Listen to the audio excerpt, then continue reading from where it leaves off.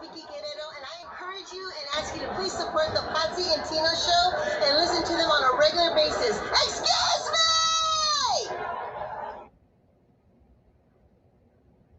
me! Yo, monkeys, it's me, DDP Diamond Dallas Page, and you monkey, you're listening to the Potsy and Tino show. And that's not a bad thing, monkey. That's a good thing. Bang!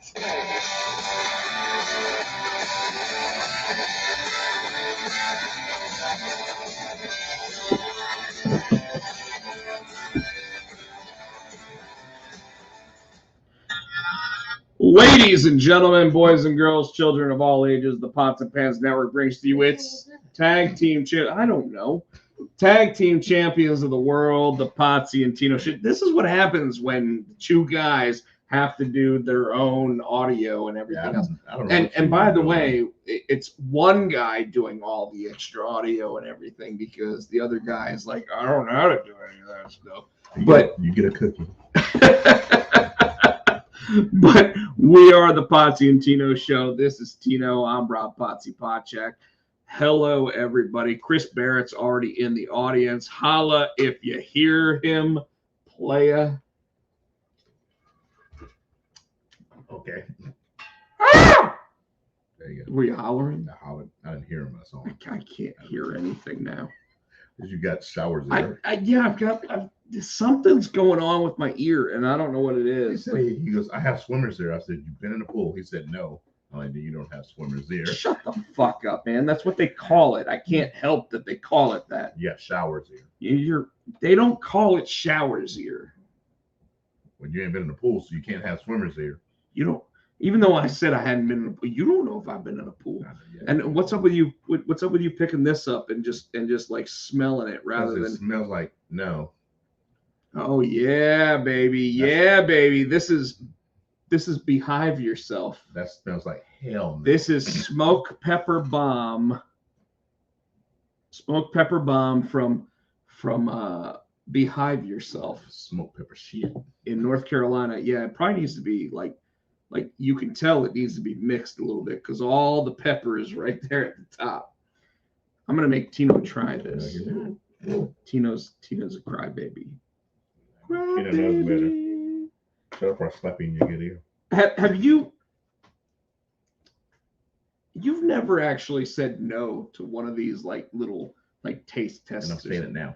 So I went to the doctor yesterday. I have diverticulitis. I'm not trying to upset that shit. That's so wait. You're Brock Lesnar. I have diverticulitis. Yeah, I had it in 2012. I got it again. They gave me antibiotics. That's why I can't drink because she literally told me if you drink on this medicine, you will throw up. So that's why I said no to the beer. And my stomach's already upset. So that's why I'm saying no to the honey. All right. Well, I hear you, Scott Hall.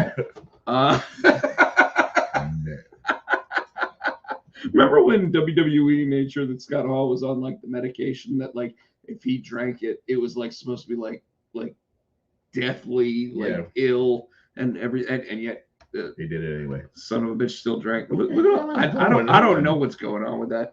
My computer is doing all this crazy stuff. Oh, yeah. If you guys can't hear us, hopefully now you can hear us. It's not mute like it was last year. I think I might have been muted for like the first. No, it didn't say mute. Ask Chris. Chris Barrett would have said something. Chris Barrett would have said something by now. So Tino. Chris Barrett. What's up? Oh, look at this, Jason in the audience. Did you send him a thing? What did I send? Did I send him to get in the show tonight? No, because we're trust me, this is gonna be a long show already. Yeah, it is, and that's why I did not send any extra bonus. What is this? What does it say? Antaboost? What? What is it? What is this? See that? Chris Barrett's been drinking. Chris Barrett's making up words. But Tino, while we always want people to subscribe to the show, youtube.com/Rob Potchak, we always start the week with a little segment called I'm trying to remember because I've been off since I was off So Thursday. Are you going to tell me Monday. you had nothing going on? I'm sure I did, but all my days blended together. Did you have an event? Did you sing? I had Thanksgiving. Did you sing? No, it was Thanksgiving. Well, what did you do for Thanksgiving? We had people over. Well, go ahead and talk about it. Jesus. Man, he makes it so difficult sometimes, folks. We had let's see, my mom. It was my mom, a couple of the kids that she fosters, my wife's, so my father-in-law, my brother-in-law, my wife's aunt and her two cousins, my friend John who plays in my band with me. And what else? Did I miss anybody? No, that's about it. We had everybody there. Oh, it was good. We had turkey and we had stuffing. I invited John because I don't know how to carve a turkey, and he does. So we invite him every year to carve a turkey. How do you not know how to carve a turkey? I'm sure if I watched YouTube, I could learn. But you literally cut the bird and make turkey. That doesn't mean that you don't know how to do it. So all right, folks. Tino says that he's so lazy that he does not know how to cut a bird. Well, I know how to cut it, but I don't cut it well. No, you just said you don't know how to cut, and then you said I'm lazy. Well, I am lazy because I know I don't cut it well. And John cuts it so pretty, and so just so nice. And so, well, he earned his keep. So we ate, and then Friday we went to my friend's house because it was his mom's birthday.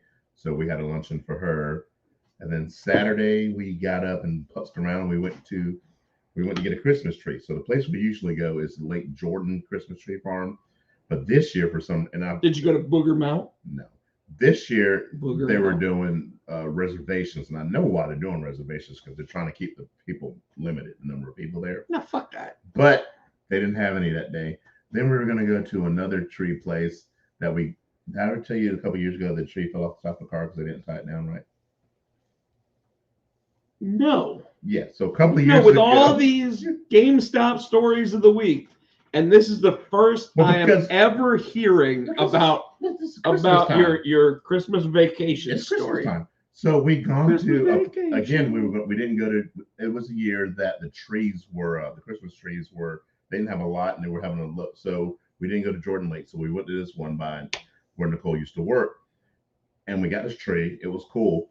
They tied it to the top of the Jeep, and we took off down 64. And so we barely got off the exit on the 64, and I look in my rear view, and I see my tree doing this. It's rolling. Head over, like trunk over. Yeah. Top. On the. No, it fell off the top of the car. It already was off the car. And I saw a curve do like this behind me, so it almost caused an accident. And the straps, it wasn't my fault they didn't tie it down. So I'm going to tell you something. My mom. Was she behind me? A couple years ago. On 64? Was driving home from the Angus barn. No, it wasn't that. Hold on, though. Okay. She drove over someone's Christmas tree falling off their car. Yeah, mine didn't get run over. I had to jog back a quarter of a mile to get that thing. And then I realized I got it back to the car, and I didn't have enough twine. The twine was messed up. We had to call my father-in-law in his truck to come get us and take the tree home. So we went back to this place again this year, but so chances are my mom drove over somebody else who went to this place, possibly, and they don't know how to do their shit. No, and so fast forward to Saturday, we were back to the same place. We're like, maybe they've learned. Maybe that's like the kids were learning because it was teenagers, but they didn't have a tree that we liked there. So we're leaving, and as we're leaving, on top of this minivan, there's a tree tied to the top of this minivan and is doing this. And I'm like, these motherfuckers don't know how to tie a tree. They still don't know how to tie a tree. So I turn right. They turn left. I turn right because I've seen Final Destination. So I turn right, and we end up going to Phillips Fear Farm, where not Phillips. It's Fear Farm. It's where they have the Fear Farm. Yeah, because they do pumpkins. They do the Fear Farm, and they also do trees, Christmas trees. So we went and got Christmas. So it wasn't like you get scared shitless and then get a tree. No. So we went there and then we put the tree in the cool. That would be kind of cool. That'd be kind of cool. And we put the tree in the back of the truck, took it home. And then Sunday, what did we do? We do shit Sunday. And then I kept, because I took Monday off, my days kept running together. So I thought Saturday was, Because again, at my job, they give you that. Remember, I told you they give us October, November, December. They give you each like a COVID help day. Oh, an extra day. Yeah, Yeah. So I took that one because my manager took last Wednesday off. So you were like, fuck it, I'm taking Yeah. Monday. So the manager and the other girl at the front desk. So I was by myself Wednesday. Tino probably called them up and said, fuck it, I'm taking this day off. No, I already put that on there. But what I did that Wednesday, I was by myself. I had my laptop here and I was watching Netflix. Yeah, I was watching movies. It was funny. My CEO came down. She said, "What's up?" I'm like, "There's nobody here." She goes, "Oh, well, what time do you get off?" I'm like, 4 o'clock. So I was hoping she'd say go home. No, she didn't say that shit. She said, "Okay, well, thanks for all you do." And she said, stick around till 4. She jetted. What you? I mean, yeah, she was like, fuck that guy, I'm out. But I didn't care because I know I had a 5-day weekend coming up. Yeah. So I had a 4-day weekend. Yeah. So what you do? How was Thanksgiving? Thanksgiving was great, dude. How was the food? What dessert did you get this year? I know I was asking you last week. You didn't know which one you didn't know what you were going to get. So the family decided to do Bob Evans this year, right? And so the entire Thanksgiving Day meal was catered by Bob Evans, and what that basically meant was that like they gave us 2 turkey breasts. Which was more than enough food. Like 1 turkey breast was enough food. I didn't get a whole turkey. And the breast is, I like the dark meat. These things were like this fucking big. But the breast is dry. The dark meat's well. No. So you're right normally. Yeah. But like somehow it's like they just soak it in like chicken broth, right? Okay. So like when you cook it, it's juicy as shit. Like it's good. So and like my mom normally likes going to like the honey baked ham, and getting the turkey. Oh, the turkey. Yeah, the turkey. But it's just like this little weird butt, like half butt a turkey, right? But we didn't do that this year. My sister. So a couple years ago we did Bob Evans, and I remember that, and it was excellent. Like everything that the only weird thing about it was that they give you chicken broth to cook your turkey in. Okay. We didn't understand why they didn't give us turkey broth, right? But whatever. So they give you like, and we had 15 people there. So we're like, all right, 15 people. We need. Does Florida and his family come to your Thanksgiving? Yeah. Okay. Yeah. Yeah, John at this point is family. Yeah. Like if you and Nicole said we're coming, you guys would be invited, and we'd set up another table for the family. But so anyway, we're eating the turkey. We got turkey. We got all the fixins. I mean, they like more green beans than you've ever seen in your entire damn life. More. The only thing that and of course, because all of it's already prepackaged and everything else, you pour it out, you cook it, you bring it out, you put it on the table. Of course, something gets forgotten. Okay. Take a guess at what got forgotten. Potatoes. No, potatoes were there. Stuffing. Good choice. No. Rolls. No. Sweet potatoes. I don't think there was sweet potatoes. What got missing? Gravy.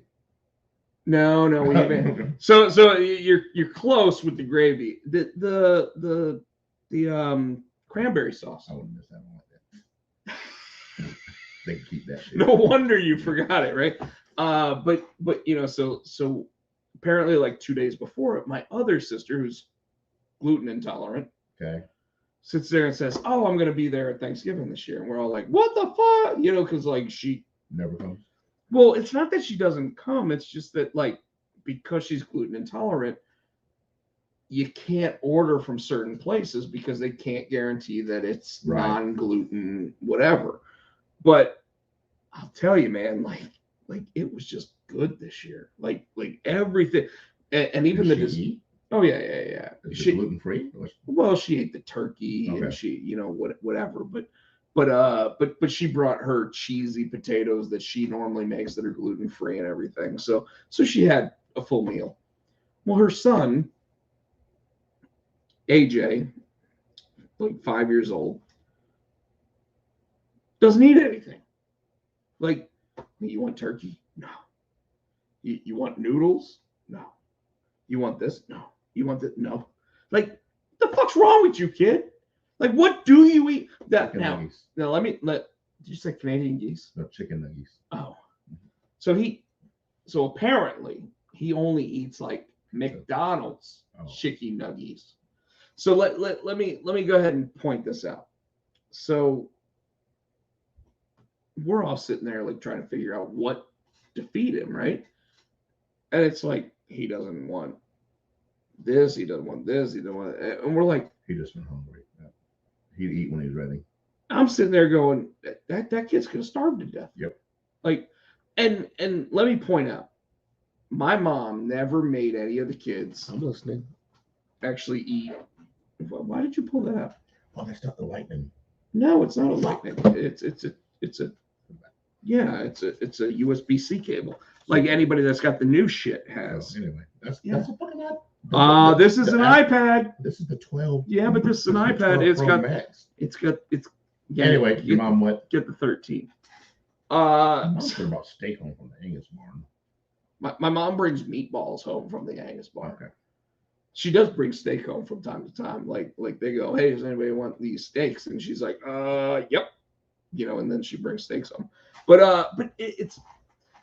like growing up, my mom was never the type that sat there and said, I'm going to make my kids eat everything or else, right? So it was like, if they don't eat it, we'll find something else for them to eat. So I agree at this point in my life, she probably should have been a little bit more forceful on it, because I probably should have just been like, all right, I'm going to eat the green beans. Yeah. Because I like green beans, so, but like this kid, I'll tell you, dude, son of a bitch doesn't eat anything. Chris Beard said PB&J.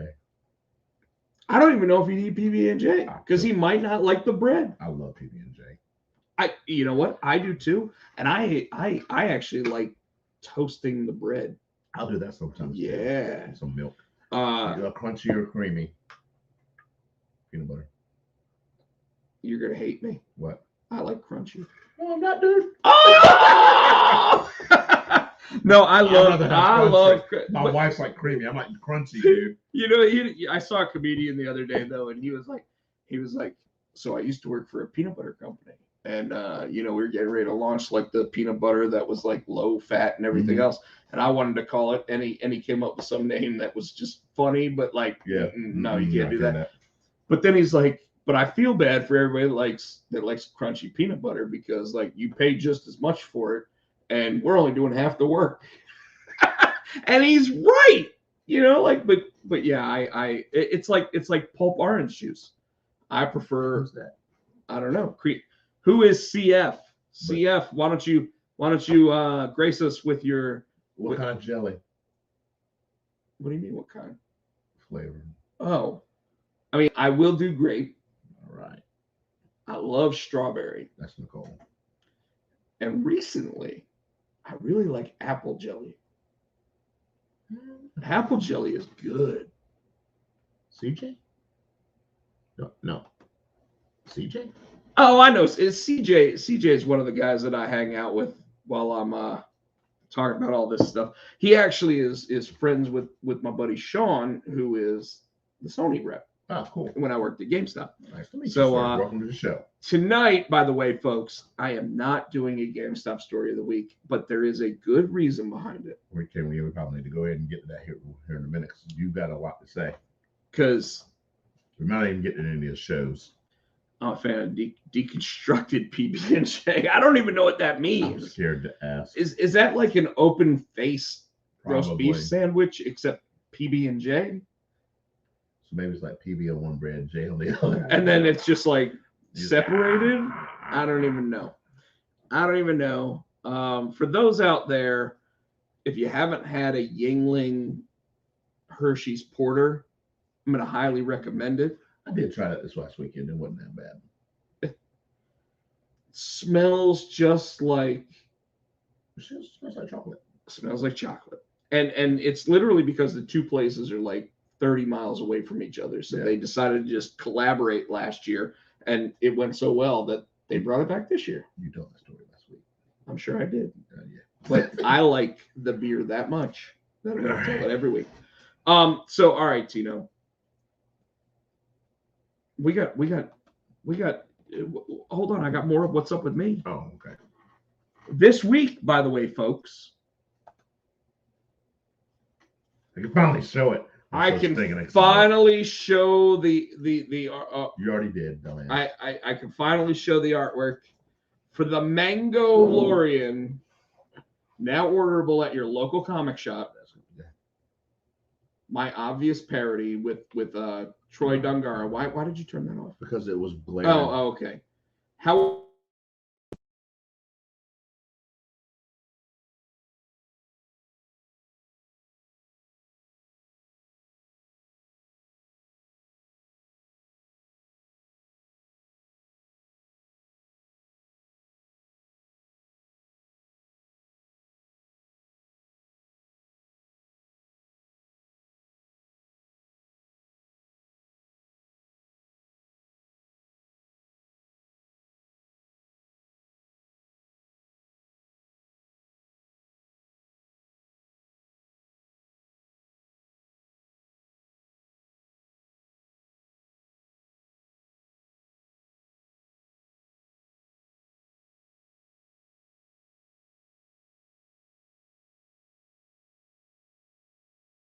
oh. There. How about now? Are we good, Chris Barrett? No, that was Jason. Are we good? Are we good, Jason? Tino hit a button. Don't blame that on me. You hit the button. Whatever. Sorry, man. You started playing with shit, and all of a sudden we got muted. Oh, But anyways, the package includes this little guy right here, and this is the first time I get to show it. Currently orderable in your local comic shops right now. For the next 3 or 4 weeks, you can go in, order a copy of the Mango Lorian, and you will understand why Georgiou will be. I was so damn excited about that. You know how hard that was for me not to talk about. I want to talk about that so bad because it's so damn cool. You guys just don't know. It's like, oh, every week, can we show it? Can we show it? Can we show it? Okay, so you feeling like that. How many months did I not even tell you about the story? Oh, I don't know.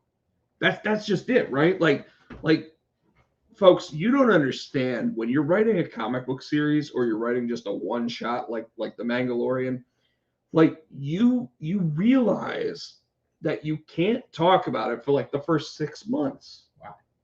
Because it's not out. Hold on, tell. It doesn't matter. Someone else can get it out before me. I can't let you talk about it.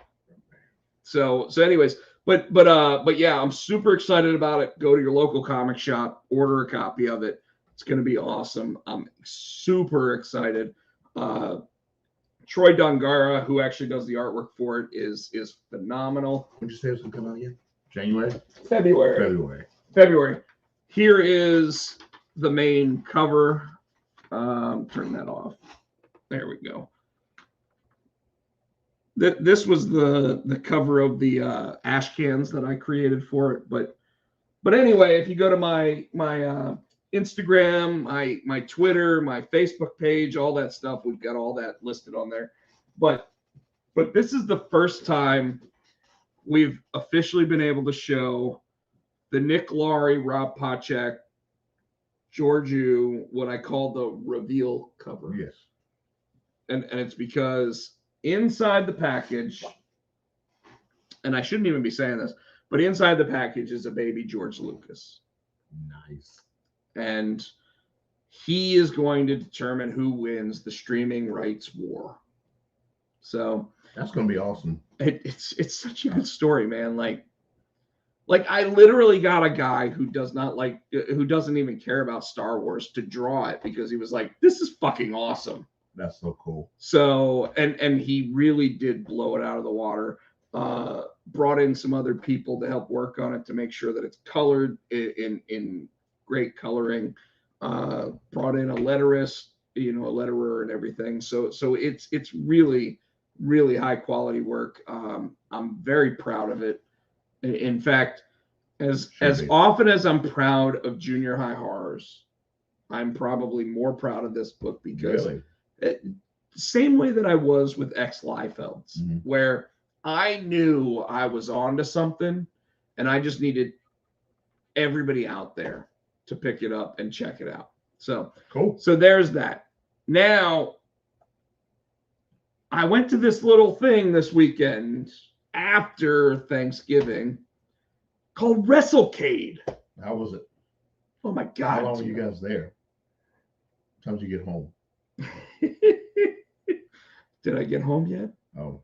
So let me explain. Jason Ingram Yep. out there, Blitzball champ. I think he's chatting with us right now. Oh yeah, like you said right there. Oh yeah. So Blitzball champ calls me up, and he goes,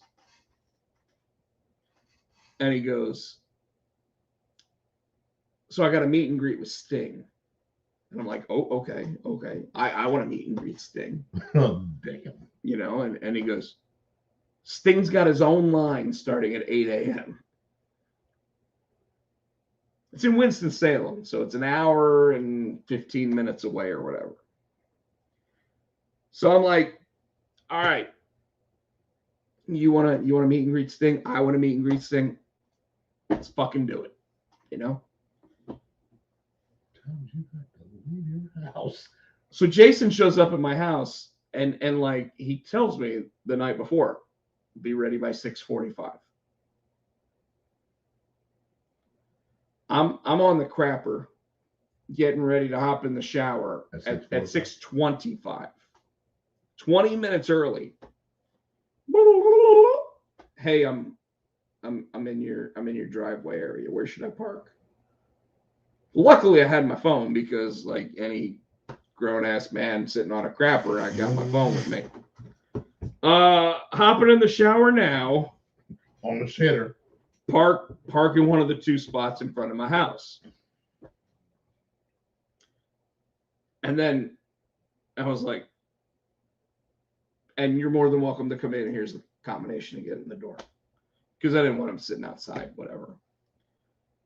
So I shower in like 6 minutes instead of 10. Instead of 10 minutes. And I like while I'm in there, my phone's going. And I'm like, what the fuck? It's 6:30 in the morning. Like, and no, Jason's sitting there going, I'm inside now.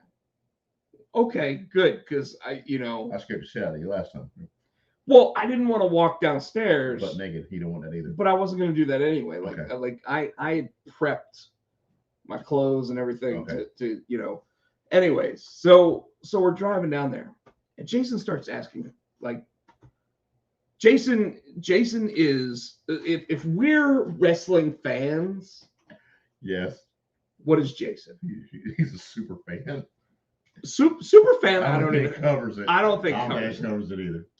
So like one of the things Jason says, like, and folks, this is gonna be like the meat and potatoes of our show tonight because there's so much to dissect. So we may not get into the shows, which I'm fine with. There wasn't really anything happened last week. We'll get into Punk and MJF. Oh, yeah, that was good. And we'll get into Bryan Danielson being a heel. Okay. We might even get into like last night where Miz and Edge got into it a little bit.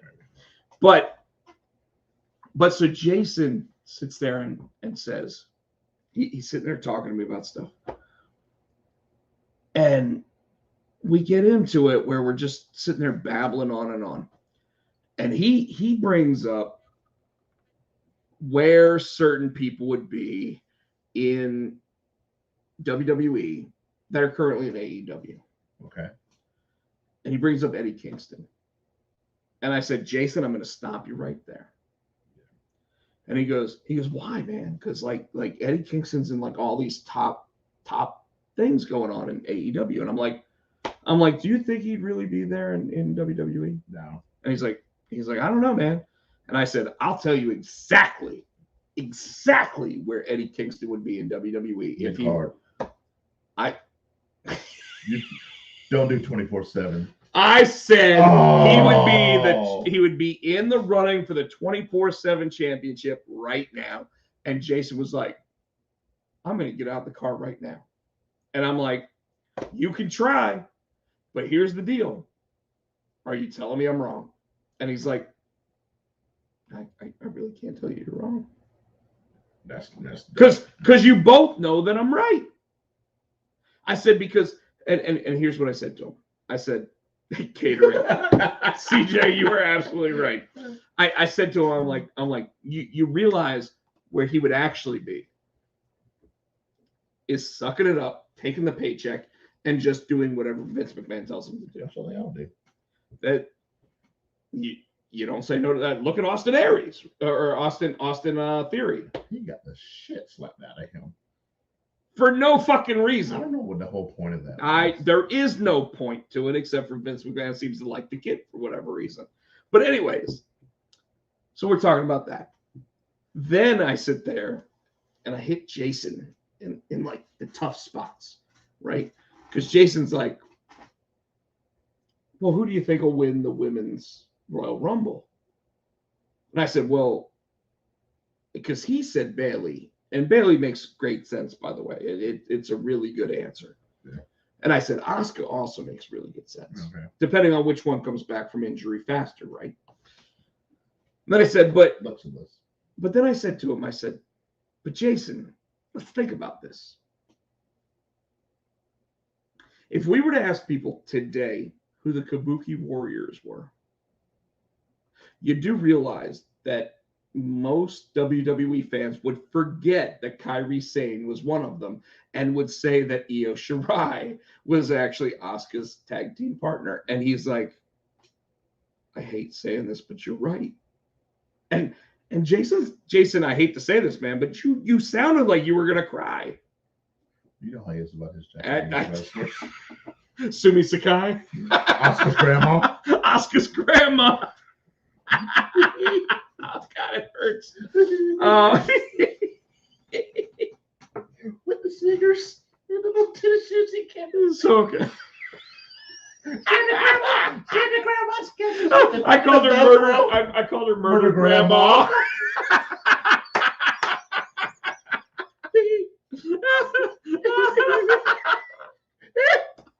We love you, Jason. But so all of a sudden, so Jason sits there and tells me when we're driving up, he goes, hey, no matter what, I gotta make sure because I already paid for it. I already paid for it in advance.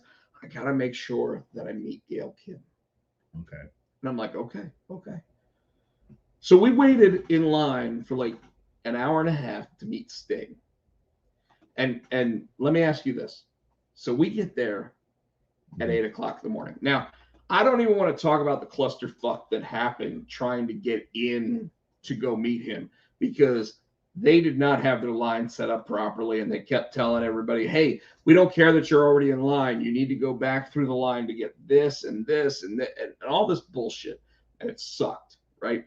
Finally got it taken care of because the kid that was with his mom sitting in front of us that we had been talking to for like 40 minutes sat there and found us as we went to go wait in line again and said, no, they're making good.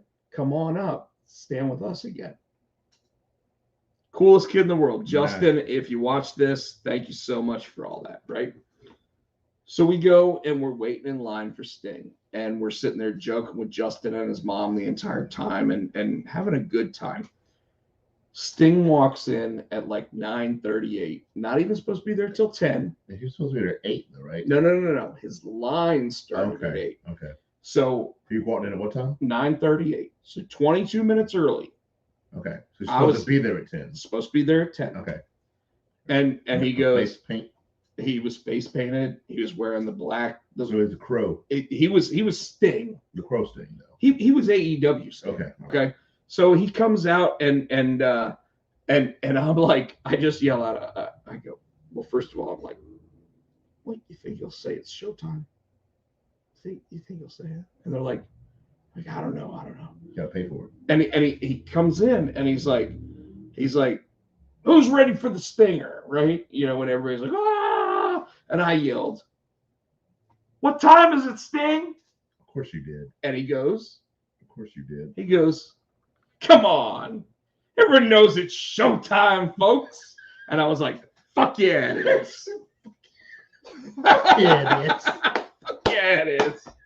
So happy about that. Because like, I was going to lose a bet otherwise. But he's like, it's showtime. I'm like, yeah, it is. So was it a gentleman's bet, or are you gonna lose? No, I'm sure that somebody was like, oh, this guy's gonna lose a bet. Oh, here, okay.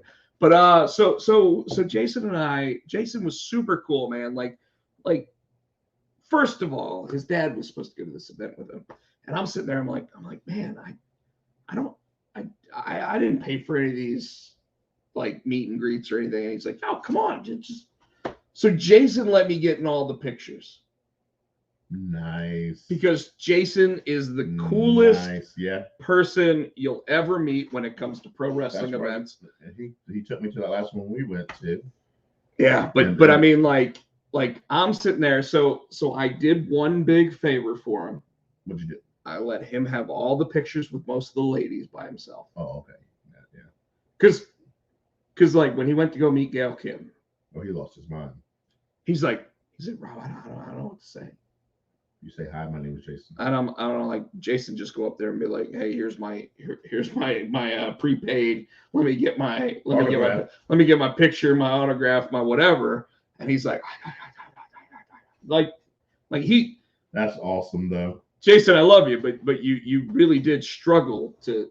So interestingly enough, at the end of the night, there was like an actual wrestling show. Yes. That went on, and it was capped off by a women's three-way match and Malachi Black versus Buddy Matthews. Right. Having their fourth match, not in WWE. Right.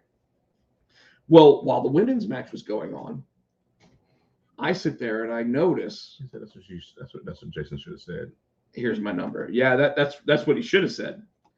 So shoot you. I said that multiple times to him. Shot, Jay. So interestingly enough, while we're sitting there watching the three-way women's match, I look over and there's Gail Kim, just like watching the match, right? And I'm like, Jason, go and talk to her. No, I can't do it. I'm like, I'm gonna go talk to her. So that's where I got my picture with her because I was like, Gail, do you mind if I get a picture? And she's like, no, let's go ahead and do it, right? And she didn't want to. She didn't want. Well, she suddenly goes, now everybody wants a picture. Yep. Because I was like the first person to walk up and ask for a picture. So then all of a sudden, everybody. What you did. Let me tell you something else. So while we're walking around the event, right? The inspiration's there. Okay. And the inspiration did pre-sales on their meet and greets and everything, and they're letting people line up. Did he tuck? They're both wearing masks. Did he tuck? William? I don't know if you've seen her most recent pictures. She's not tucking nothing. but they're both wearing masks, and they're not letting you get close to them. No. It's the only two people in the entire event that would not let you up next to them. Yeah. I mean, literally, the only two people in the entire event. And so we're sitting there, I'm watching, like right after Gail Kim, like, steps away, I noticed that Cassie Lee's standing there. With a mask? No. She took her mask off? Yeah. Okay. Around all of these people. When the entire time meeting people, she wore the mask. All of a sudden she's standing, and I was like, should I go try to get a picture with her? And I didn't, because I felt like there was something up with the fact that she's not wearing a mask now, but she was wearing a mask earlier. Mm-hmm. So she might say no, might not be worth my time, whatever the case might. And I was just like, all right, fine, I'm not going to ask. Right. No big deal. So anyways, but Tino. How'd you get Danhausen? That's what I want to know. What The my picture with the- pi- So And interesting. you didn't get the that's why I wanted you to get. I'm like, I would pay for the whole thing if you got Dan. We're gonna get one. We're gonna get one, so you can pay for it. No, You just said you guys heard him say that if we got Danhausen, you would have got one of the thing. we will. No, we're not. We will. We can only use it once, a one shot thing. If you don't. Nope. Yep. Nope. Okay. Nope. Because I'll be able to record it. Okay. It ain't Danhausen. He even said you can use it for whatever. All right, Danhausen. So all right. So Danhausen's like the first person I meet after Sting. Because Sting actually is like, all right, let me get some DAP. Let me give you some this. And then we're on our way, right? And this is like now it's like 10:35, whatever. We walk in, we see the one room. The one room's got the Steiner brothers, they got Mick Foley, they got Kane, they got Kurt Angle, they got some random woman that I've never met before. I will. And then what? He said I should come next year. We're actually talking about getting a booth at it next year. Yes. Because how awesome would it be for us to have press passes That'd be cool. and talk to these guys? That'd be real cool. Yes. So I've already talked to the showrunner about doing it. His name's Tracy.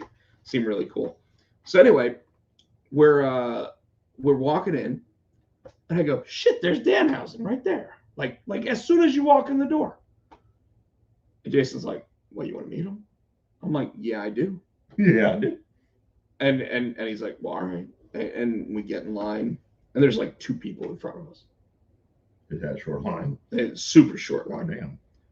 Well, when I go up and I meet him, I'm like, hey, do you do like podcast spots or anything? Do you do like, and he's like, I prefer to do all that through Cameo because, like it allows me to do it from a studio, allows me to do it from a good sounding area. You don't have all the background set. And I'm like, damn, all right, cool. And then we discuss pricing and everything. He's like, just tell me what you want to do, like when you want to do it, whatever. And by the way, I'm going to go ahead and show that because Danhausen was so cool, I did a good turn the light off. I did a Danhausen sketch, and he retweeted it, and now it's been like all over the internet. That's awesome. So what was really crazy about meeting Danhausen while he's sitting there, though, he was out of character. I was about to ask you, did he? He's just a normal dude sitting there saying, hey, if you want me to do this, just go ahead and blah, blah, blah. Now, Did he ever go back into character? Now, when we went to the Busted Open thing at the end of the night, and he's sitting there being interviewed by Mark Henry and Dave LaGreca, he is 1,000% very evil, Very evil. very nice. I mean, like I can't even describe the because I went up and you saw the picture. Mhm. I get a picture with him at the end of the night, and it's him. He's got his leg in the boot, all this other stuff. And I walk up to him because like while he's up on stage, LaGreca's asking him about like his merchandise sales and everything, and I held up the shirt that I bought earlier in the day, Danhausen shirt. So I'm like, you mean like this one? And they're like, yeah, like that one right there. Like Right. I was sitting front row, so like it became more of a Rob is just involved with the Busted Open stuff rather than but whatever, how it is. I get annoying. I even apologized to Mark Henry because I was like, Mark Henry, I've met you multiple times. You actually took a picture getting ready to punch me in the face at one point, and all I can tell you is that based on the fact that I listen to you on Fridays on Busted Open, I listen to you on Saturdays on Busted Open, I've met you at like a GameStop manager show, and I've met you multiple times at this point. I feel like I truly know you, and I feel like we're friends. And that's why I feel like I can sit there and just randomly insert I can't believe you guys are going to make Danhausen walk all the way across the stage so that he can get up while he's got a broken leg instead of letting him sit in the far seat right there, which is what I actually said. And Mark Henry, I'm so glad. Mark Henry, out of all of them, is like, why do you got to sit there and give like this opinion that makes it sound so smart when I've already sat my fat ass down? You know, like that kind of thing. And I'm like, I'm so sorry, I didn't mean it, but it does kind of make sense to let Danhausen sit the closest seat possible because he's got a broken leg. Wrong? Yeah, but you never be an ass about it. Right? Wrong? You're probably right, but you never be an ass about it. I wasn't trying to be I was trying to actually like shift them around to make it easier for Danhausen. But you're not in charge of that. That's not your. They let me know. They let me know. Busted Open show. But Mark Henry at the end of the night gave me a hug, like an actual bro hug, and he even said, he was like, he comes up and he does the hug, and he goes, this isn't gonna be a belly to belly. This is gonna be a side to side. Yes, CJ, I am that guy. And you know I'm that guy. You know me. I am definitely that guy.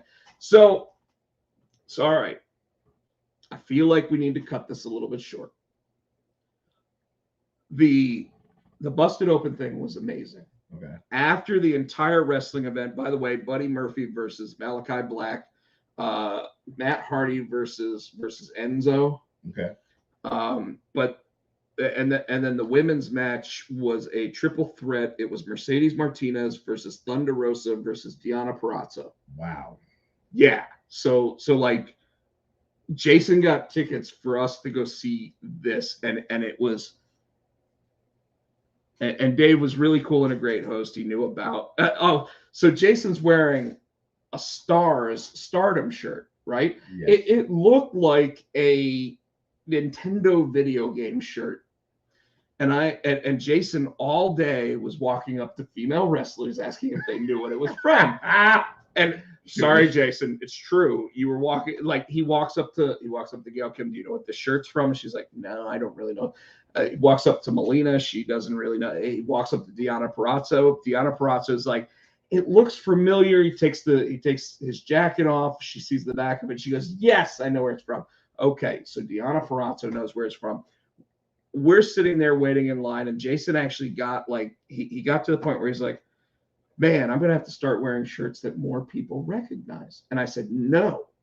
I said, because you're a super fan, you need to wear those shirts because there's gonna be someone that will recognize it. And I guarantee that when we go into this Busted Open thing, Dave LaGreca will know exactly where that shirt's from. And we went in, Jason's sitting next to me, front row. They go, hey, does anybody want to get pictures? Does anybody want to meet, talk, blah, blah, blah. And I said, Jason, now's your chance. Jason walks up to him and he goes, my buddy Rob sat there and said, if there's anybody that's going to know where the shirt's from, it's going to be you. Dave LaGreca looks right at him. He goes, yes, I know exactly where that shirt's from. And did he say it though? He didn't have to. Because like when you know, and you know that they know, okay. You know. Okay. You know what I mean? Like a Potsy and Tino show shirt. If we were to sit there and all of a sudden be sitting there and go, do you know where the shirt's from? And they said, yes. And they sat there. It says Potsy and Tino on it. But you know what I mean? Yeah. They would sit there and be able to get it. And you too can get it and know what it means. Buy the shirt. Buy the shirt. tpublic.com. Anyway. Users Rob Podcheck. But anyway, Busted Open. So the Busted Open show was great. We got our pictures with Mark Henry. We got our pictures with Dave LaGreca. We got to talk with Caprice Coleman, the wrestler / commentator for Ring of Honor, all right, for an extended period of time, because Jason and I both went to go to the bathroom after the whole thing was over. When we walked out, Caprice is waiting for his wife and his daughter to walk out. And we just sat there and we were like picking his mind for like 30 minutes, man. It was insane. Nice. It was insane. And he is like, Jim Cornette has gone on record as saying Caprice Coleman is the best commentator in pro wrestling. Really? So think about that. I hadn't heard of that. So when Mark Henry told Caprice Coleman that, Caprice Coleman got tears in his eyes hearing that as he was. Who told him that? Mark Henry. Oh. just an amazing moment. And we're both sitting there like, hey man, the fact that you already got an extra skill that some other wrestlers don't have, puts you one step above them. You're gonna fall, you're gonna land on your feet, you're gonna be able to move forward, and it's gonna be amazing. And you could tell Caprice was tearing up, like just like Jason says. But I want to go ahead and really quickly sit there and mention that the longest lines at the entire WrestleCade, and this is important for wrestling fans out there, the longest lines at WrestleCade, Sting, catering. No, I'm kidding. No, the food line was really long, but Malachi Black. And who do you think was the longest line for a woman wrestler? I don't remember. Probably Gail Kim. No. Thunder Rosa. Oh, that makes sense. Thunder Rosa, and second behind her, Mickie James. Mickie James and Nick Aldis were both there, and Nick Aldis was wearing, dude, he literally looked like he was right out of like walking down the runway at some like major, like he is just wearing this massive suit that just like shows off everything, that like without showing off anything because he's fully dressed, right? So I sit there and I walk up. We're getting our picture with Mickie James, and she touched my butt accidentally. Okay. But if you look at one of the pictures Jason sends me, she actually looks over like, oops. That's funny. And I'm like, it's okay, right? So we get our picture with Mickie James. I start talking to Nick Aldis because like he's doing all the square stuff for her, like ringing up all the transactions and everything because she's hot right now. Mr. Mickie James. Mr. Mickie James, right? So I start talking to him because they're talking about all their supplements and everything else. And some of their supplements actually seem like stuff that may help some of this come off, right? So I'm sitting there talking to him about all of it. And then I noticed that his sign sits there and says that he's the national treasure. Yeah, he's been calling himself that for years. So I said to him, I'm like, Nick, I gotta ask you.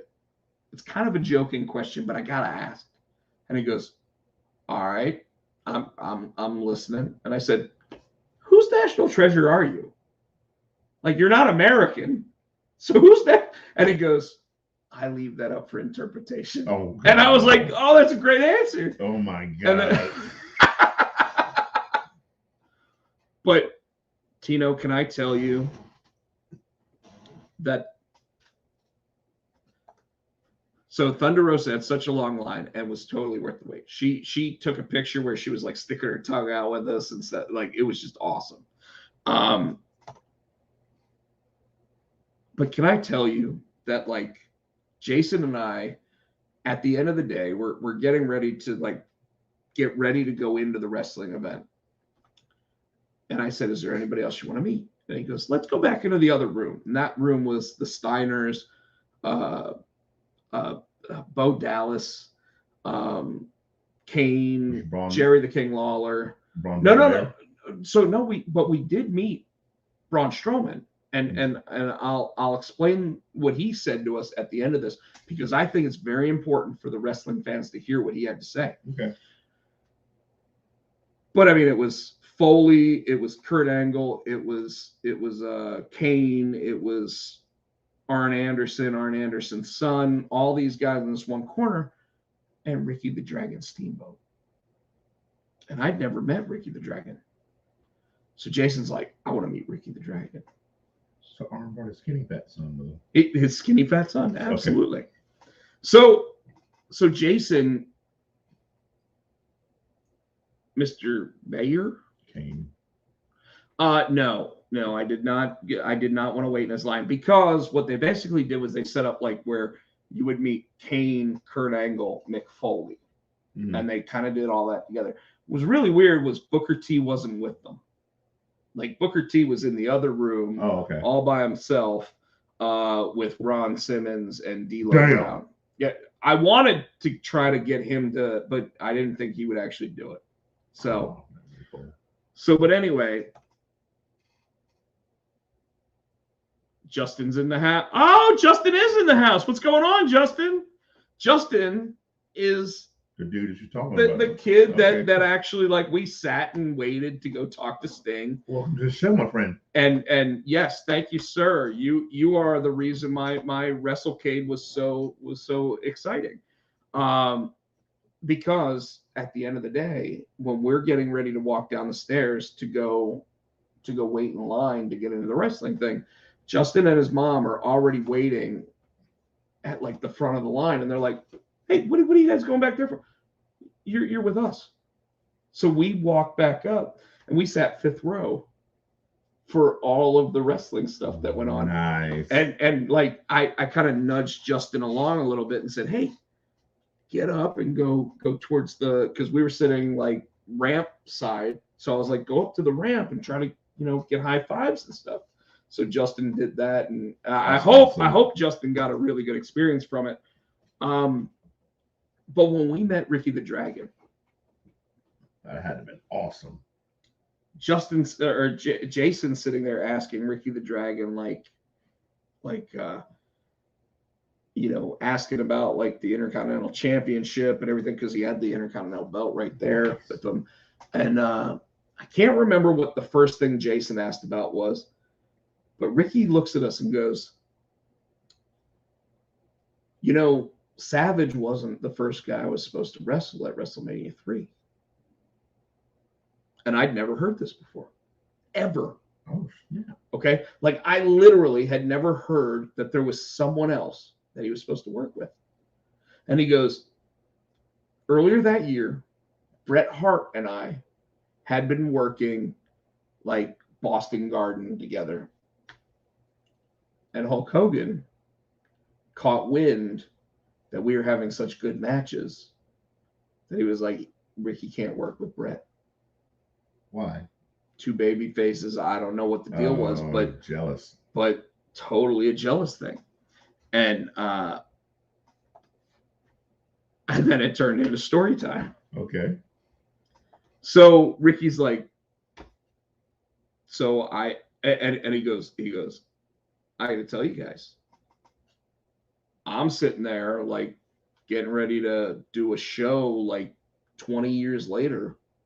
And Bret Hart walks up to me and he goes, "Hey, Ricky, did you ever know that like WrestleMania 3 was supposed to be you and me?" And Ricky the Dragon Steamboat's like, "What are you talking about?" So Bret had to explain it to him. He had no idea the politics or anything else going on with it. So like, we're still sitting there. We're getting ready to take a picture with them. And I said, "Ricky, if you could take it back, being probably the biggest white meat baby face of all time, like the only guy start to end of career, Yes. never a heel turn."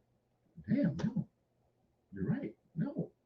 I was like, would you ever do it different? And he goes, "No. I tried twice." And I'm like, holy shit.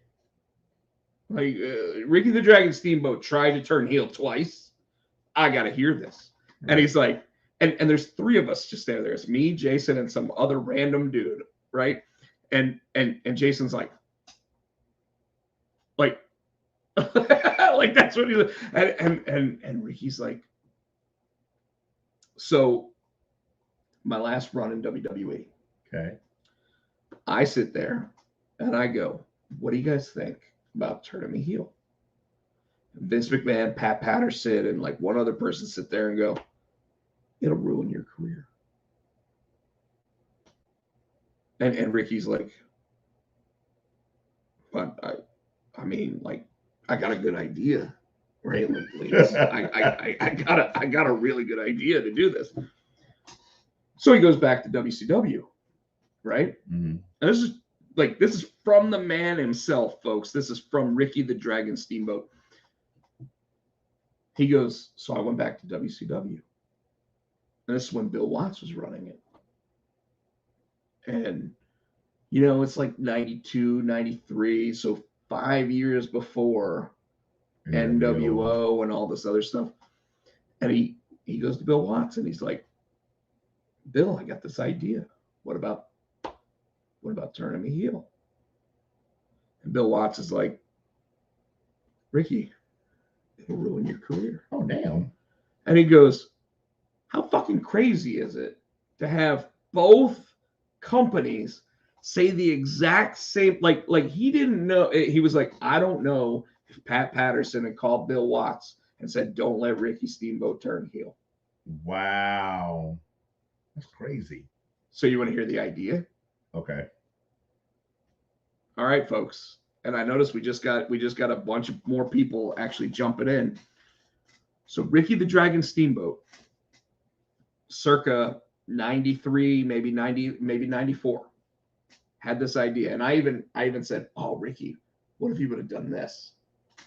And it would have back, and he was like, oh, it's so good thinking about it like now. Like, and I'm like, hey, does anybody got Tony Khan? We could do this with somebody. So here's the idea. No.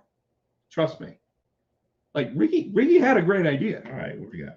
So the whole idea was Ricky the Dragon Steamboat would come out and wrestle early in the night, right? So he'd wrestle as Ricky the Dragon Steamboat, doing his chops, doing his kicks, doing all that stuff, finishing the match the way that he did with like the giant flop or whatever. Okay.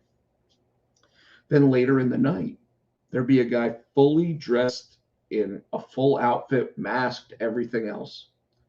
Wouldn't use any of the same moves that Ricky the Dragon Steamboat did. Total heel. Gets over as a bad guy, sitting there hitting beat with chairs, doing all this crazy stuff, right?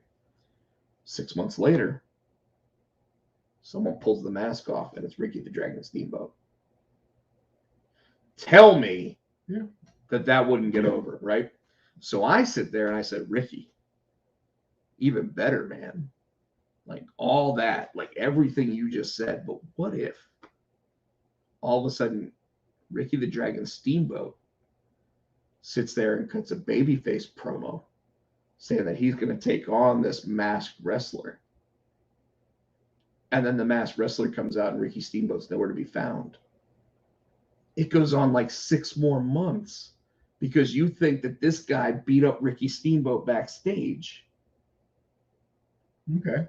And then finally, when the mask comes off. So you're trying to do a slow burn for 12 months for a year. Wow. But think about that, man. And Ricky's like, oh, we could have just kept going and he's like doing it. He's like, we could just keep going and going with it. Oh, and I'm like, why didn't they let him do it? It literally, folks, was like 2 years ahead of its time. Wow. And in fact, if I had to guess, that story technically came to fruition when Hulk Hogan became the real American. Yeah. How nuts is that?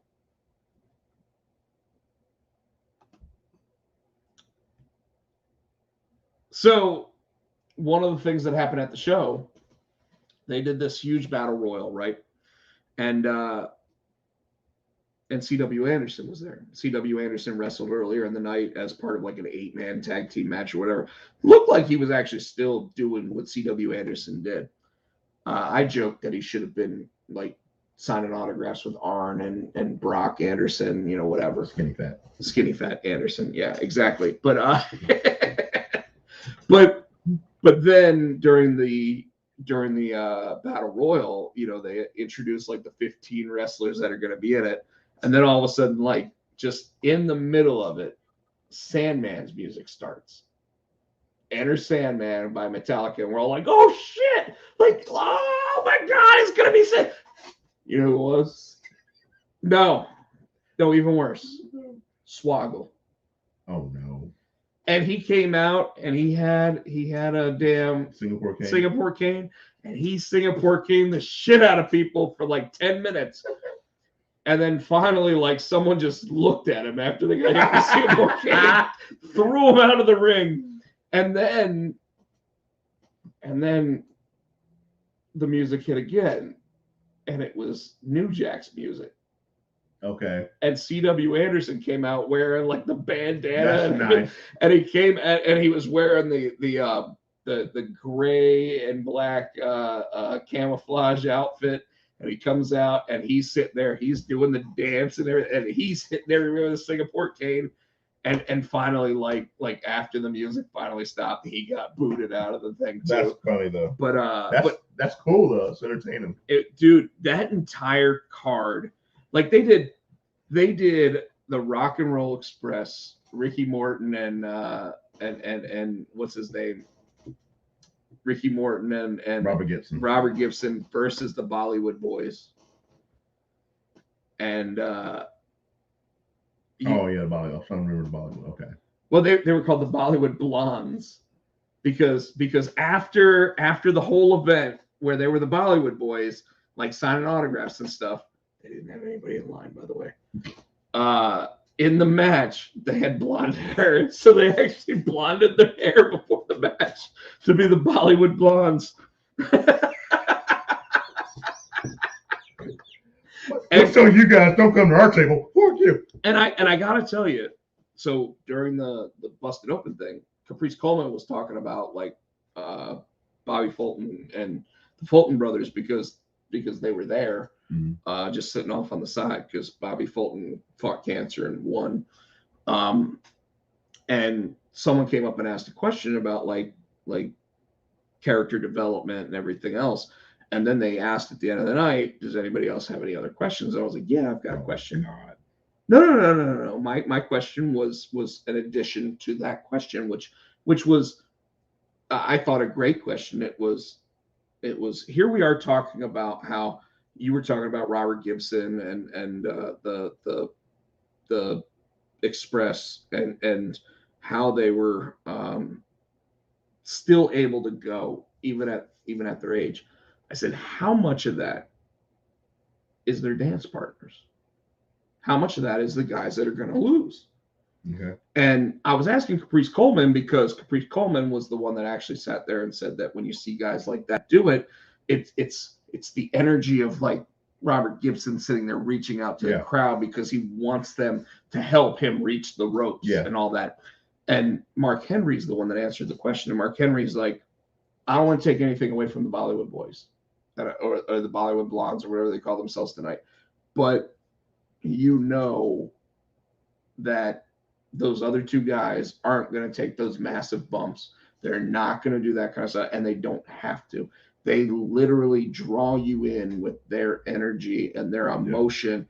And it was a great answer, but yet I still want them to acknowledge that, like Heath Slater sitting there going up against an old guy who all of a sudden Heath is grabbing the mic and saying, "Come on, man, I got kids." And then the other guy grabs the mic and he's like holding his back and everything. And he's like, "Heath, I know you got kids, but I got grandbabies, man." And you're like, and Heath sits there and eats the loss, you know, and you got to think funny. At some point that, yes, it's a humorous moment and everything else, but at some point he's got to get over that I'm going to be the guy that just does this for everybody else, you know? Yeah. So, all right, Tino, I've talked about WrestleCade long enough. Let's do it. Oh. They set up War Games. So I'm guessing now Braun Breaker's a heel.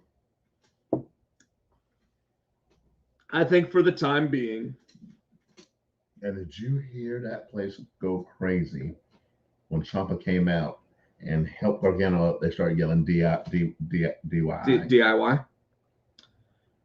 I was expecting them to do their signature stuff, but they didn't. Oh, they will. They will. The unfortunate thing about all that is that I truly believe.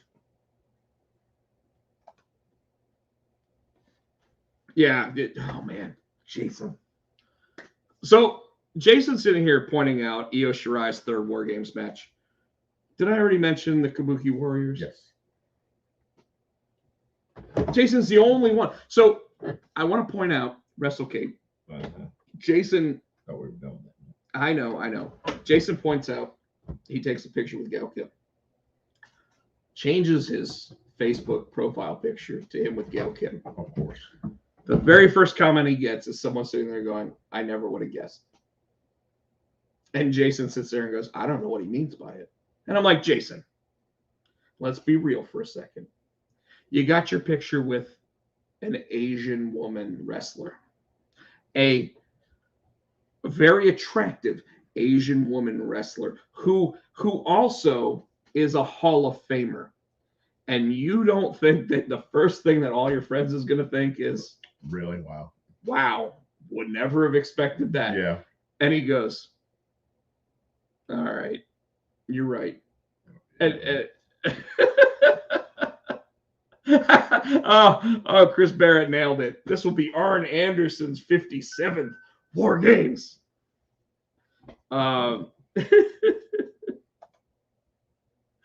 Don't get him started. Yeah. This is Justin saying that. No, seriously. So, and Jason was a good sport about it. He was like, "Yeah, okay, you're right. You're right." So we got War Games coming up. Yes, Io Shirai is going to be in her third, and there's only been 3 women's War Games. Yeah. So the fact that she's been in all 3 of them is saying something. I think this is what's her name? Second. Has she been in all 3? Dakota Kai. Yeah. Dakota Kai might have been in all 3. Yeah, I think she might have been. She may have been in all 3. Or she might have been injured for one of, because you know what? I think she wasn't in the one, but she attacked Tegan Knox. And I think Pete Dunne's been in all 3. Well, I think there's been 4 men's ones. I know he was. And I think Roderick Strong's been in all of them Yeah. up until now. I'm trying to understand how Odyssey Jones is getting a cruiserweight title shot. I'm telling you. They're trying to make it like the X division. Yeah. I said they're going to call it the X belt. But I ultimately think that what they're going to do is they're going to mix the North American Championship with that title. And I thought you said you thought they were going to do it with the NXT title. well, originally I did. But when I started thinking about it, I was like, well, the cruiserweight title is being challenged by people that aren't cruiserweights. Well, I think Roderick Strong is. I think he's the last one. I don't think he's that much of a cruiserweight. Kaylee Ray won tonight and gets the team advantage Sunday. I'm surprised it's actually Sunday. I thought that tonight was actually going to be. I did too. No, they're trying to do a portrait.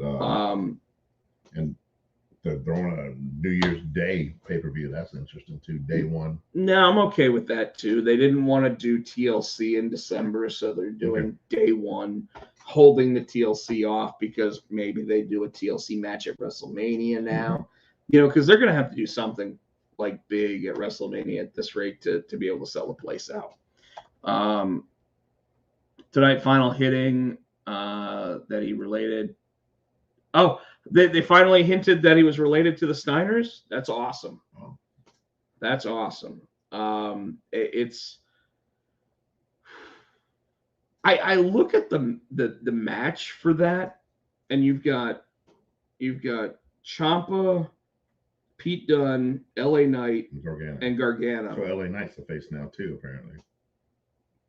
Yeah, why wouldn't it be? Oh, he's old school NXT. But he was heel. However, you know what that means. Unfortunately, it means Braun Breaker is going to win the thing. Yeah.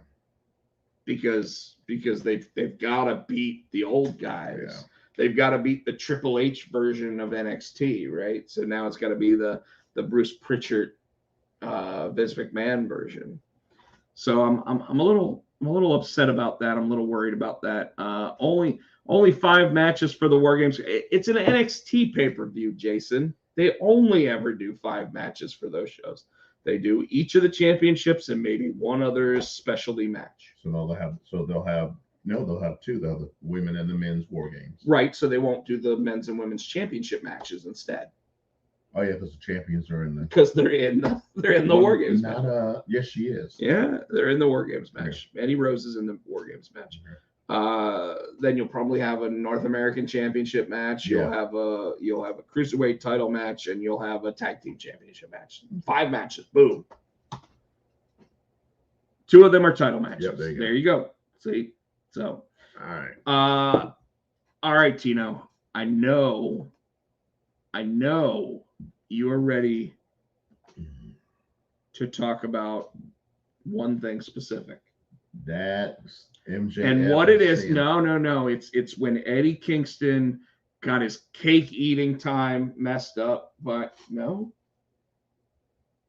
Show's over. Thank you guys for watching. No, yeah, come on. Go ahead. No, it's No, you know. I'm giving you this moment, sir. This time we had. I'm trying to think. I was like, don't leave dead air, man. Just go. I love you, brother, but come on. MJF versus CM Punk. You gonna let me talk now? Yes. Okay. So I was thinking because MJF this time was the one that interrupted CM Punk while he was in the middle of the ring, and he proceeded to come out and had the audacity and the unmitigated gall to try to go toe to toe with CM Punk on the microphone, and it didn't work out too well for him. They had a couple of good barbs at each other. CM Punk called him a less popular Miz. And then he called MJF pretty much hinted to CM Punk that he was no Triple H, he was no King of Kings, and he's Mr. Can't See Me Man. You might as well be me, Mr. Hustle, loyalty, and respect. Yeah. And then CM Punk told him he wouldn't be relevant unless Tony had a daughter and MJF married her. I'm like, they're just going for blood. They're going for the jugular. That whole 18 minutes, and I sent you the clip, that whole 18 minutes was gold. It was gold. So where do they go from here?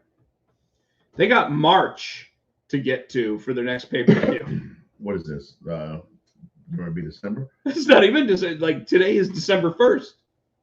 They could probably still keep them apart. I mean, they can have them within the same orbit of each other and bumping every once in a while. And then the closer they get to March, have them come close if they play it right. All right. So me playing devil's advocate.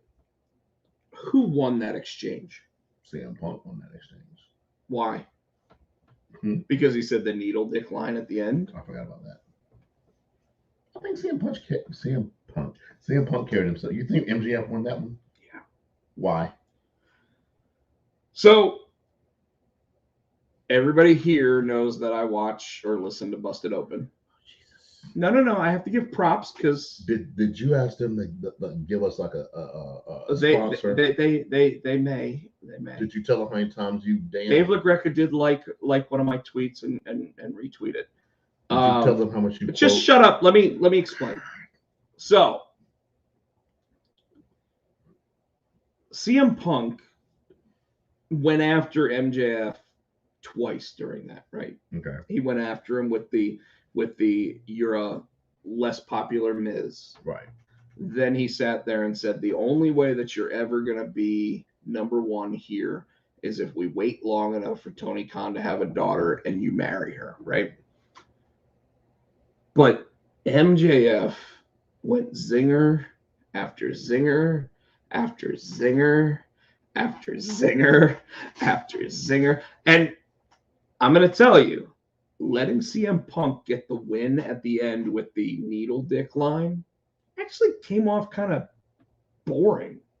And here's why. Who calls anybody a needle dick? Like, seriously. You're sitting there like on a show where you can say bullshit and you're going to call him a needle dick. Like, it came across as like, too funny. But you expect better from CM Punk. Don't tell me I'm wrong. You expect better from CM Punk. You expect him to sit there and say, and in fact, well, what have made it better is this. And this has nothing to do with anything Busted Open said because I haven't been able to watch it while I'm training people in the mornings. So I don't know anything that they've said about it. But when MJF sits there as the heel in Chicago and gets CM Punk to sit there and say, I may have been scared before, but I'm not scared now. Like, run into that. Go after that moment. Okay. Like you left us. I was a fan. You left us.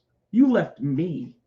I had to become this because you sat at home and collected your paychecks from all of those WWE videotapes. Because he's still collecting money from them. Mm-hmm. You sit there, you say something like that. And suddenly, like, we got CM Punk when he sat there and said, your UFC career was garbage. You disappeared off the face of the earth. Like, we got to see that real disdain and evil in his face. He said, I'm gonna kill you quicker than your UFC career or something like that. And all of that, like here you have CM Punk trying to be the babyface, right? Mm-hmm. In Chicago. Fans are going to cheer him no matter what. They're going to sit there and say that CM Punk won the rap battle no matter what, right? But if you sit there and you actually like listen back, MJF went on and just kept like piercing him. Yeah. And you could see it in his face, specifically when he said that his UFC career was garbage. And there was another moment where it was about how he decided to just sit at home for 7 years. Oh, and what did he say? Writing the comic books and nobody reads. And you could tell that hurt him.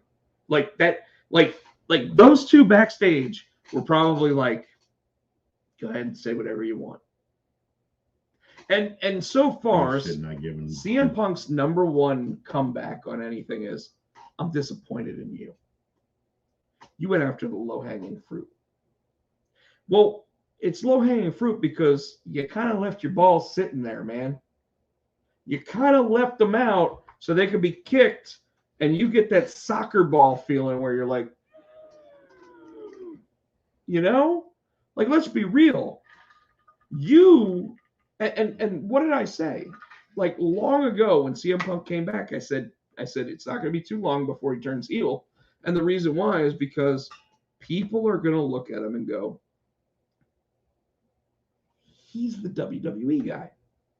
He's the guy that accepted all that money, did everything that they asked of him, and then went home, and all he ever did was say, stop trying to talk to me in public. Because that's what he did.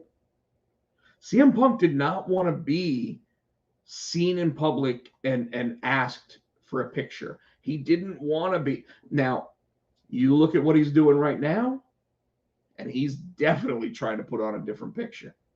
Because there's videos of him sitting there with special needs kids and all this other stuff where like they're coming up, CM Punk, and he's like, oh, hey, buddy, come here, give me a hug. Oh, I'm a hugger too. Yeah. CM Punk 2 years ago at San Diego Comic-Con was not a hugger. CM Punk 5 years ago at San Diego Comic-Con was not a hugger. It was, I'm here by myself with my wife. Let me enjoy myself. He didn't want to hug you. That's what that was. Did he hurt your feelings? I did not meet him. Oh, okay. I did not meet him. But that's what it was. And if they really, truly wanted to make this what it needs to be, MJF should sit there and shut the crowd up by saying, oh, you think I'm wrong? Let me go ahead and say right now that right now MJF is the one who's telling you all out there that this guy is going to turn on you at some point. So kind of like they did Kevin Owens and said he's a liar. Not even that, but basically pull it in and be like, it might not happen when I face him. It might not happen when Bryan Danielson faces it. Who knows when it's going to happen, but at some point, he's going to take his ball and run home with it like he did 7 years ago. And if he says it while he's sitting there talking to see, like turning his face to CM Punk, that's going to be when the pop hats. I just said something that didn't even make You sense. sure did. That's what's going. That's The pop hats. When the pop happens, like, because he's gonna get popped. okay. Like the word's not even gonna come out. Pop hats. The pot hats. Anyways, Good call. but that's what I'm saying is like that's gonna be when like the shit Yeah. really hits the fan, Yeah. right? And in CM Punk's hometown, he should be able to look vulnerable. Yeah. He should be able to be the guy that sits there and goes, shit.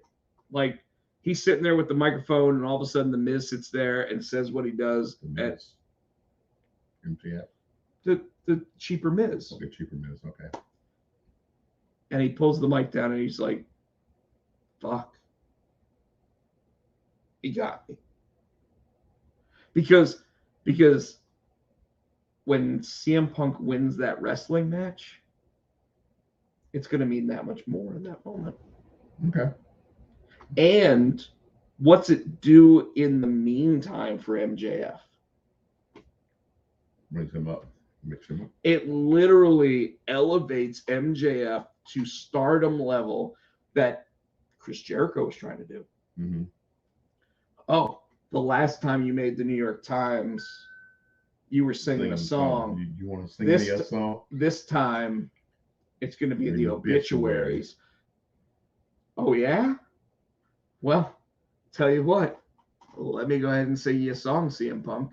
Because now I think what's going to happen with this whole thing is if they want to hold it off until March when they have their next pay-per-view. Okay. Damn, so we have one. 3 months. Shoot. Now, they could always put them against each other before that on a big time, Greensboro, my birthday, They or don't care about your birthday. they might. They don't care about your birthday. Tony Khan, do you care about my birthday? I hope you do. But January 12th, my ex-wife's birthday. We're going to PNC for that one. You don't give a shit about her. I don't. But she liked one of my drawings recently, or she looked at one of my drawings again on Instagram. Anyways, but wouldn't it be great to have like that buildup of MJF to that level at this point? Yeah. You know what I mean? Yeah. Like, and the other thing that happened on Dynamite this week, Oh. Bryan Danielson, Colt Cabana. Thoughts? Other than he kicked that bitch's tooth out his head, I was like, the hell you doing? What did I say about Bryan Danielson? That bitch is snug. He kicked his tooth out of his head. Everybody out there in our wrestling group was like, oh no, he's just playing the heel role because Hangman needs a heel. Tino, He's not playing. Bryan Danielson. He's not playing. He's not playing. I would not want to go ask him for an autograph right now. He'll kick your teeth out. And show it to you. He'll be like, you want these back? $6. Go plant a tree. Oh damn. That's what he would do. Go plant a tree. Tell me I'm wrong. That was a good line. I popped him. Go plant a tree. Here's your teeth. Go put them on the ground. Plant a tree. Go plant a tree Go with these. tooth tree. The tree of truth. The tree of The tree of tooth. the tree of tooth. All right, so SmackDown. You got anything? Roman Reigns, obviously. Yes. That line about And the Battle Royal. yes. The Black Friday Battle Royal. I can't even say it because it sounds so stupid. Black Friday Battle Royal. I think the only thing that really got me and it stuck out to me in that whole Roman Reigns diatribe that he said, you will acknowledge me. And he said something about his time might not be that much longer in WWE. Is he leaving? Because there's rumors about him leaving to go to Hollywood and film movies like his cousin, or you think he's just going to take a break? And if he takes a break, he can't take that belt with him. So you think Sami Zayn is going to be the one to beat him? No. I think that. Now I did see rumors that they were saying because they want something big, next week they're going to let Sami win the title with Brock's help, because Brock's going to be at SmackDown next week, but he won't keep it long. He'll probably lose it back to Roman or to Brock in like a 3-way. I don't know where you read that, but I don't see that happening. Why? Well, I don't see it happening because they haven't taken every opportunity that actually makes sense. Sami winning the title at the end of the year when nobody's watching the programming anyway. But that's what they're trying to do to bring the numbers up. I don't see it. I don't. It's kind of like they did with Big E when they're like they announced, okay, he's going to cash in tonight because they knew more people would tune in. Justin, you're absolutely right. Brock Lesnar will be there, and that's why Tino is sitting here saying that he anticipates, or at least is contemplating the theory that Sami Zayn actually can win the title from Roman Reigns with the help of a returning Brock Lesnar. I don't see it, and here's why. What do you think, Jason? Well, here's why I don't. Yeah, while you were saying that, I'm gonna get Jason's opinion. Mainly because Cesaro could have won the belt in the same way. Could have, should have, would have. Kevin Owens could have won the belt. Big E could have just beaten him at Survivor Series. But not for the belt. No. It didn't have to be for the belt. Okay. Just a win. Okay. Like a quick sneak in. Kofi and Xavier end up coming down the ramp, causing a distraction. 1, 2, 3. Big E slides out the ring and walks out, and they all start sitting there doing that. You know what I mean? Okay. Like that would have been fine. There it is. I kept feeling you feel like a hair tickle. My wife's hair. Yeah, I always get those in my nose. Yeah, I kept it was on my ear. Oh, that wasn't even attached to you. No, it's my wife's hair. Mine normally are attached. Like right here. Yeah. And then they go up in here. I get those too. And you're like, son of a bitch. Yeah. So that's I just don't see them doing anything like that with Sami unless they're really sitting there going, we don't want you to leave. We know your contract's up in December. And by the way, as much as that might be something that they would consider doing, I don't see WWE actually sitting there going, Sami Zayn's worth a title run. Okay. Like, if Triple H was in charge, sure. Like, he would sit there and go, I'm about done with WWE. Man, what if, hey Vince, what if we decided to You're wasting my time, man. Put the belt on Sami Zayn. Hunter, I think that's a terrible idea. You're fired. He fired him anyway. You know what I mean? Like I don't see it. Okay. At the same time, do I expect a fun, exciting match that will really make everybody sit there and go, man, I wonder where Sami ends up next?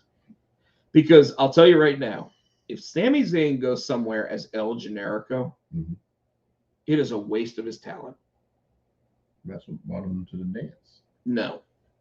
What brought him to the dance was his... What's a dance? I said dance. What brought him to the dance? Shut up. You cut off. What brought him to the dance was his ability to have an amazing match with anybody he got in the ring with. Now that you've seen his face, you've seen exactly how characteristic he is, and how believable he is in every sense of the words. And because of that, like, I would never go back under the mask.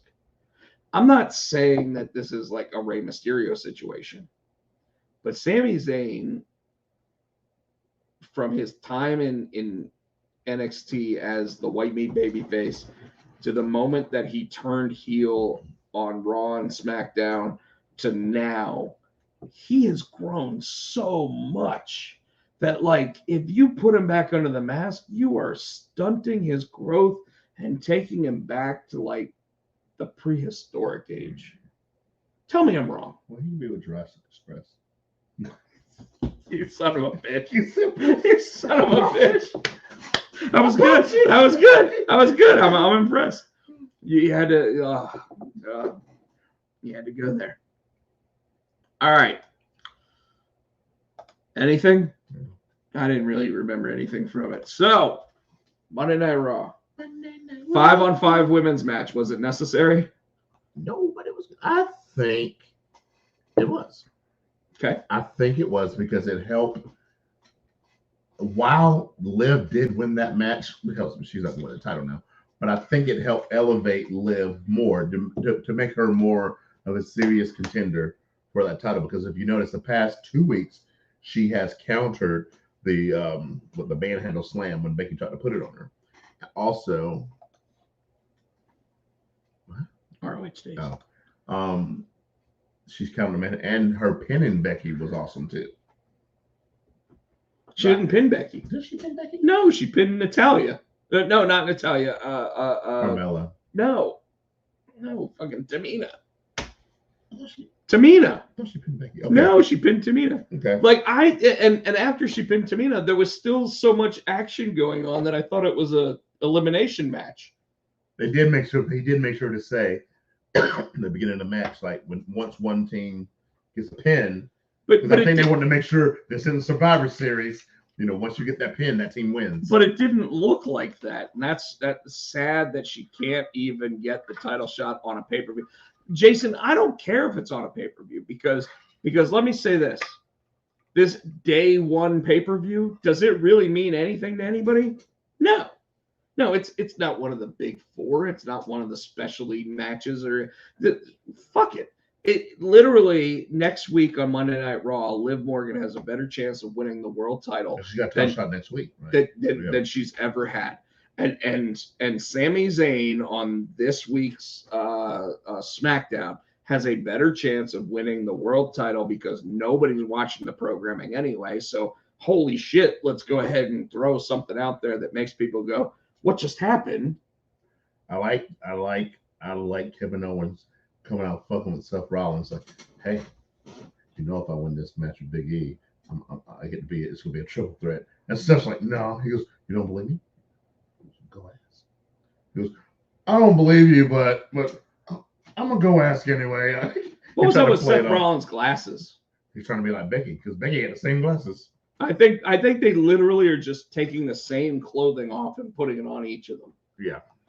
At the same time, let me go ahead and say right now, Becky she needs a sandwich.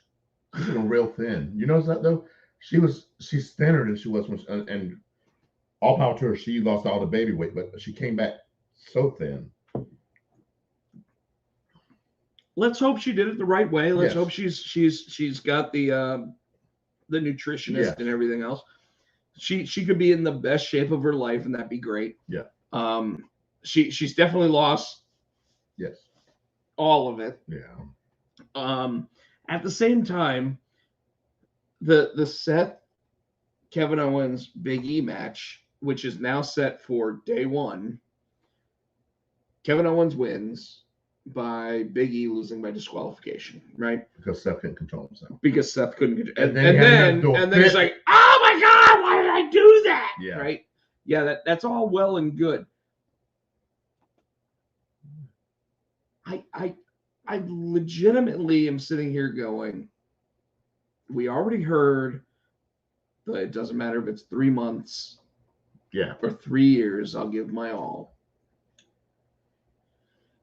We already know that Johnny Gargano only signed a 1 week extension. So I have to wonder whether or not WWE is just letting these contracts expire at this point. They are. While at the same time allowing Edge and The Miz to sit there and talk about the contracts, letting Liv Morgan sit there and call Becky Lynch out, saying that her big time contract is because her friends aren't there. Who are Becky's friends? She said, because she said your friends left. She was saying some of Becky, because she said something about your friends left or gone too. Well, her friends are gone because they don't like her anymore. That's going to be Charlotte. That's going to be, you know. I was confused. I'm like, whereas Liv's friends obviously are Sarah Logan and Ruby Riott and half of the NXT roster because Liv was in the NXT so long. Yeah. So I mean, like it's just, it drives me nuts, man, because like now they're starting to make it part of the storyline, and yet it's real life. Yeah. Like you even see in the Facebook message group where like I'm sitting there saying, hey, it's really cool if WWE actually pays for Jon Moxley's rehab, which isn't necessarily true. I don't know what the full thing behind that is, but I wouldn't be surprised if WWE actually offered to pay for it. I'm sure they did. At the same time, you know, like we've got people sitting there saying, "Oh, well, WWE is just assholes and this, and we're trying to just allow for our opinions rather than, you know, just being assholes about shit." I was thinking that Squid Game thing I sent you. So Tino sent me this TikTok video of Squid Games WWE edition, and it's like if you've seen John Morrison sitting there like parkouring through some stuff, and then all of a sudden he falls through this glass. So if you've seen Squid Games, it's the one where they're playing when they have to jump across the glass to get to the other side, and everybody falls through. Yeah. And my favorite was Beef Fab Hit Row. And for that one, if you've seen Squid Games, it's the one where the lady grabs a hold of the dude and won't let him go. So the lady, so they both go over the edge, and the dude was supposed to be Hit Row. It's funny shit. At the same time, it's very very worrisome. Yeah. Last thing I want to show everybody tonight, since I like showing my artwork, I showed Danhausen. Yeah, earlier. And David said that. And he also said, "Oh, hey, Dave." Yeah, and he also said that. So cool. So that was the Danhausen picture one more time, but I do want to go ahead and show Mick Foley. Go ahead and turn the light off so everybody can see it. The Mick Foley artwork. My wife's like, "What is that?" Because she heard the music. I said, "This is Rob. It's on TikTok." That was my quick interpretation. I like the gap in the teeth there. It was the first thing I actually drew in there. That's awesome. But dude, I feel like I really captured Mick there. I thought I did really well with the Danhausen, but bang. Thank you, everybody. Tino is probably going to take us. Is there anything else we need to talk about? Go to your local comic shop, order both Junior High Horrors, Karate Kai. Show it one more time. And then, of course, the reveal. So I don't think he was on. I don't think Mr. Ward was on when you put that up the first time. Mangalorean coming out in February 2022. The logo is going to look a little different, but this is the B cover. We call it the reveal. It shows Georgiou, the baby George Lucas that can end the streaming services war with old Lorian. Artwork by Troy Dungara. If you haven't seen his stuff, look up Tunes by Troy on Instagram. When does it come out? Did you sell it? Comes out February. If you are local to the North Carolina area, Dragon's Lair in Fayetteville, North Carolina will have a special edition cover. Only available in their store. Why don't you do one closer so I can go get the special edition? Why can't you? What's the one that's right there? Because I go with the stores that are willing to do it.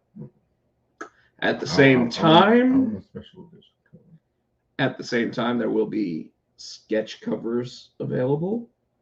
There's going to be 4 different in-store covers, and the main cover that I want to really draw attention to. Yes, we are. Yes, we are going to Greensboro, and we're not on the floor. We're going to be in the first deck of the bleachers because I'm short.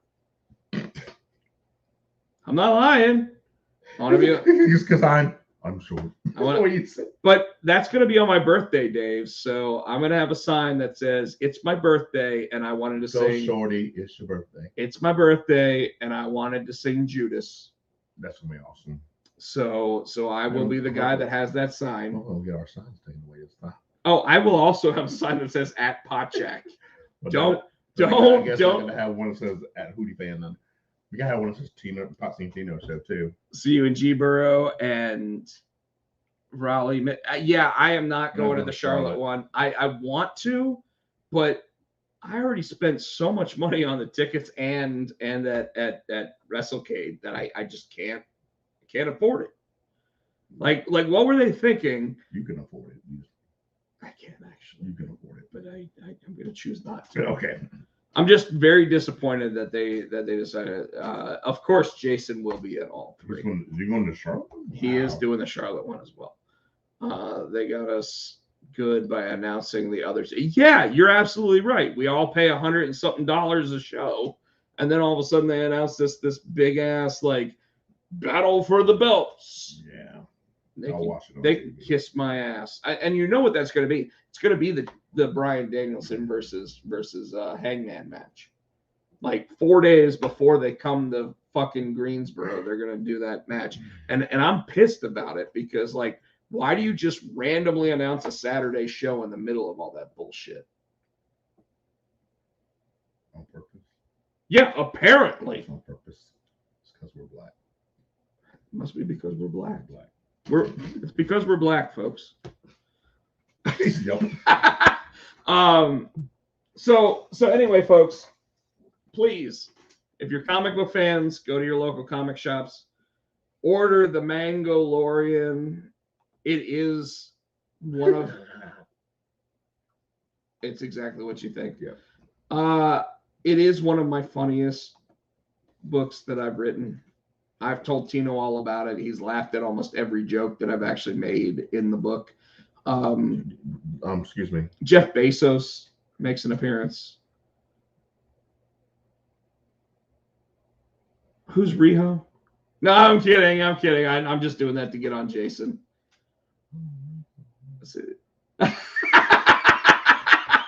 Even Tino's sitting there. Who's Riho? No, Rio's been pretty good since she's coming back. Is that the one with Britt Baker? The little Asian Reba girl. I know. Not Reba. Rebel. I'm messing with Jason. But Georgiou makes his first appearance. Go to your local comic shops right now. Chris Barrett. Let's get this on the hot list for February. Let's make sure that everybody knows that Georgiou is going to be like the hot item in February. Anyways, thank you, folks, for go ahead and tuning in to the show. You can check us out on the Twitter machine. We're Potsy and Tino. He is Rob. I just wanted to thank our new friends, Dave, Justin, CJ, okay. Everybody that joined us tonight that normally doesn't. Night, Justin. Justin, thank you so much, thank brother. You, sir. Really do appreciate everything that you did for us at WrestleCade, and we had a blast. Why didn't you and Jason? Next year, Tino and I are going to try to get a booth at it. Yes. All right, folks. Well, like I was saying, you can check him out on Twitter. He is at Potcheck. The show is Potsy and Tino. On Facebook, we are the Potsy and Tino Show. On Instagram, he is Rob Potcheck. I am SC Tino. On the TikTok, he is Rob Potsy Potcheck. You can check this show out every Tuesday around 8:15 right here on the YouTube channel. Please make sure you subscribe, hit that like button, tell all your friends about it. You can also, we want to say thank you to Adam's House Cat for our theme song, which is the wrestling song. You can hop on over to iTunes and buy that for 99 cents, 99 for 99 cents. And as always, I hear Ric Flair, dude. Do you? In Charlotte, and he is saying, do we actually want to bring up Ric Flair? Or do we just want to play the song? You know, right now Ric Flair's not exactly. No, it's not. Yeah, so. So we hear Arn Anderson, and he's just going to pull that gat out. No, can't say that. Good night, folks. Woo! Oh yeah. War Games Sunday. Saturday. Sunday. You're right. Sunday. Sunday.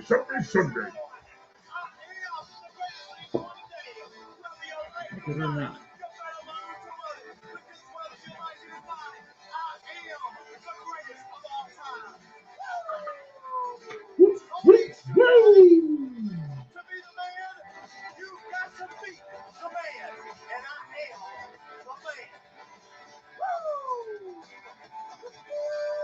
Orange Cassidy.